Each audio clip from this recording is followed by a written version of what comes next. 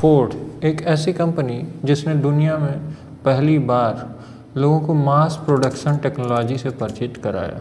एक ऐसी कंपनी जो न सिर्फ खुद बड़ी बनी बल्कि दुनिया भर की कई फेमस कार बनाने वाली कंपनियों को कार बनाने का हुनर सिखाया। वो इंडिया में कभी सेटिस्फैक्ट्री सेल्स क्यों नहीं अचीव कर पाई? ऐसा क्या हो रहा है कि फोर्ड को बिलियंस ऑफ डॉलर्स के लॉस हो रहे हैं और उन्हें अपने कई फेमस कार मॉडल्स को बंद भी करना पड़ा है? नमस्कार, मेरा नाम है आदर्श दत्त उपाध्याय और आप देखना शुरू कर चुके हैं आइडियल टेक। दोस्तों, माना जाता है कि फोर्ड दुनिया की उन टॉप 10 ऑटोमोबाइल कंपनियों में से है जिन्होंने पहली बार कार मैन्युफैक्चरिंग की शुरुआत की थी। हेनरी फोर्ड, जिन्होंने 1930 में फोर्ड मोटर कंपनी की शुरुआत की थी, वो उनका तीसरा प्रयास था। हालांकि इससे पहले उनका दूसरा प्रयास भी कोई ज़्यादा असफल नहीं था और वो कंपनी जो उन्होंने अपने नाम से 1901 में शुरू की थी वो आज कैडिलैक नाम से जानी जाती है। हालांकि बाद में उन्होंने 1902 में इसे छोड़ दिया और अगर आप उनके पहले अटेम्प्ट के बारे में इंटरेस्टेड हैं तो मैं वो भी बता देता हूँ। 1989 में मिस्टर फोर्ड ने डिट्रॉयट ऑटोमोबाइल कंपनी नाम से एक कंपनी शुरू की थी जो कि 12 लोगों के ग्रुप ने स्टार्ट की थी और वो एक फेल्ड प्रोजेक्ट था। खैर, वापस आते हैं अपने मेन टॉपिक पे। 1903 में बनी फोर्ड मोटर कंपनी मात्र 3 साल में यूएस में बेस्ट सेलर कंपनी बन गई। लेकिन ये उनके लिए कोई माइलस्टोन नहीं था क्योंकि उस समय तक फोर्ड ने केवल 8,729 कार ही प्रोड्यूस की थी और यही था कार मेकर्स के लिए सबसे बड़ा हर्डल। अमेरिकन बायर्स के पास पैसे तो थे कार लेने के लिए, लेकिन कार मैन्युफैक्चरर्स के पास कार ही नहीं थी उन्हें देने के लिए।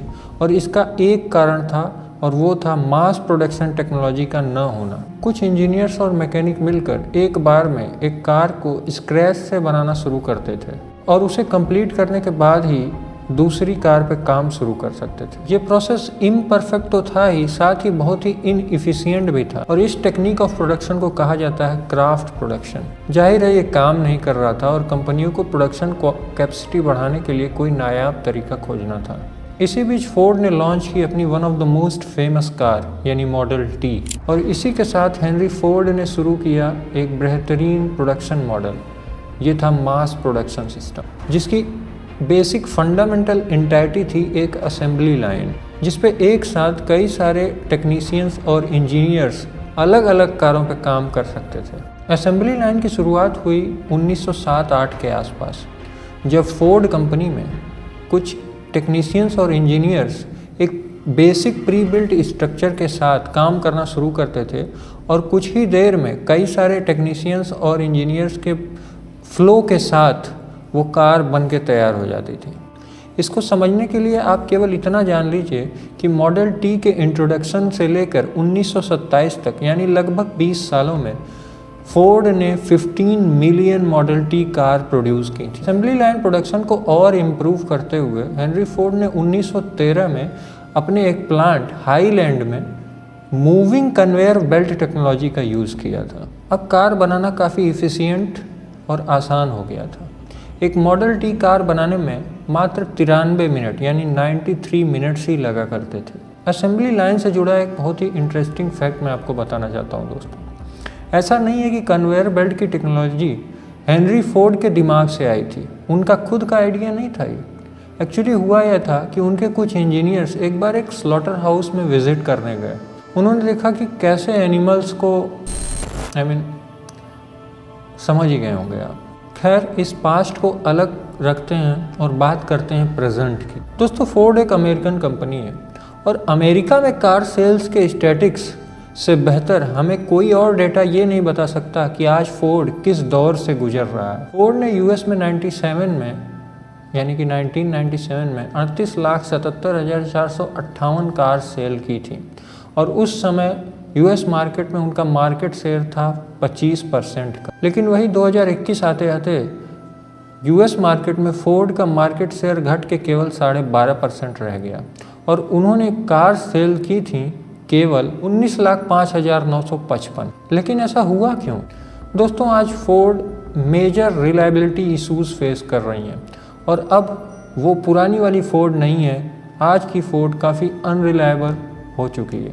अक्टूबर 2020 में बने फोर्ड के सीईओ जिम फार्ले कहते हैं कि उनका बेसिक टारगेट है कंपनी के बिलियंस ऑफ डॉलर्स को केवल वारंटी रिपेयर्स में वेस्ट होने से बचाना। दूसरी तरफ कंपनी लार्ज स्केल पे हो रहे रिकॉल्स से भी सफ़र कर रही है, जैसे फोर्ड की हाइब्रिड मॉडल्स के 1 लाख यूनिट से भी ज़्यादा को रिकॉल करना पड़ा। वजह था उनमें होने वाला फायर रिस्क। साथ ही फोर्ड को ब्रोंको एसयूवी, जो एक फेमस मॉडल है यूएस मार्केट में और दूसरे यूरोपियन डेवलप्ड मार्केट में, उसे भी उन्हें रिकॉल करना पड़ा था इंजन फेल्योर के कारण।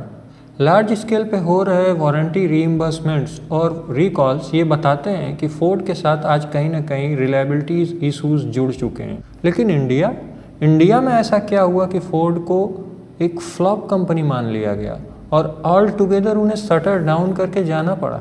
आइए समझते हैं। दोस्तों, 1995 में जब फोर्ड इंडिया में आई तो वो इंडियंस के लिए कोई नया नाम नहीं थी, क्योंकि इससे पहले भी 1953 तक उनकी इंपोर्टेड कार्स इंडिया में सेल हो रही थी। अपने सेकंड अटेम्प्ट में फोर्ड ने महिंद्रा के साथ टाई अप किया और एक 50-50 जॉइंट वेंचर के साथ वो मार्केट में उतरा। ये वो समय था जब इंडियन कार मार्केट एक इवोल्यूशन के फेज से गुजर रहा था और मारुति की छोटी कार्स जैसे 800 और जेन इंडियन कार बायर्स के बाइंग प्रैक्टिस को डिफाइन कर रही थी, उनको सेव कर रही थी। और ऐसे में फोर्ड ने लॉन्च की स्कॉट बिना किसी मेजर रिसर्च के, बिना किसी मार्केट के एनालिसिस के और कस्टमर्स की डिमांड और उनकी रिक्वायरमेंट को समझे इंडिया में लॉन्च की गई थी।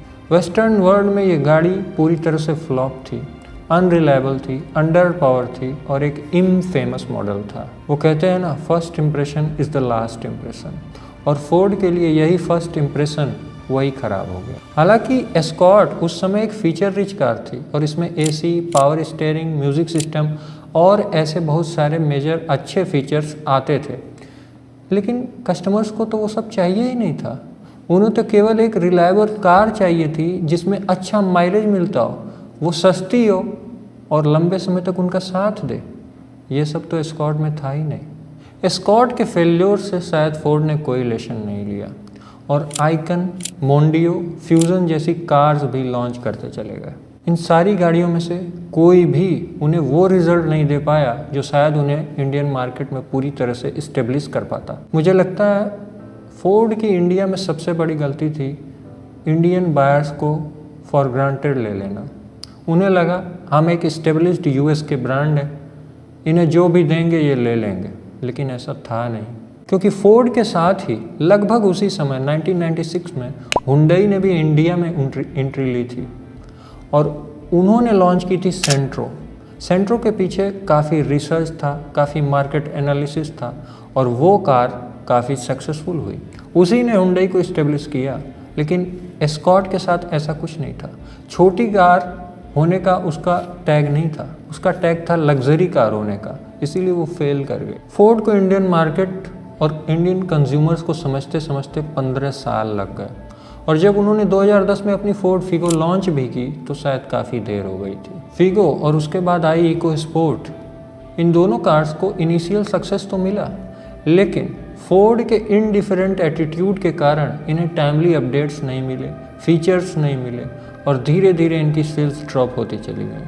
कंपटीटर्स इनसे काफ़ी बेहतर फीचर्स, इंजन ऑप्शंस और रिलायबिलिटी ऑफर कर रहे थे और इन कार्स को भी अंततः फ्लॉप मान लिया गया। फोर्ड की इंडिया सेल्स और मार्केट शेयर दोनों ही कंसिस्टेंटली कम होते रहे। फोर्ड इको स्पोर्ट में फोर्ड ने अपना इको बूस्ट टर्बो 1 लीटर का इंजन ऑफर किया था और ये एक वर्ल्ड क्लास इंजन था, लेकिन प्रॉब्लम ये थी कि ये एक अनरिलायबल इंजन साबित हुआ इंडियन कंटेक्स्ट में। इसके हेफ्टी रिपेयर्स और रिलायबिलिटी इशूज़ फोर्ड के लिए निगेटिव पब्लिसिटी जनरेट कर रहे थे। दूसरी तरफ फोर्ड का 1.5 litre TDCI diesel engine one of the best माना जाता है सेगमेंट में, लेकिन उसके साथ भी फोर्ड ने नाइंसाफ़ी की और वो कभी BS6 के लिए अपग्रेड नहीं हो पाया। कारण था उसका 2 वाल्व सेटअप, जबकि मारुति और हुंडई जैसे मेकर्स 2008-9 में ही अपने डीजल इंजन्स में 4 वाल्व सेटअप लेकर के आ गए थे, जिन्हें उन्हें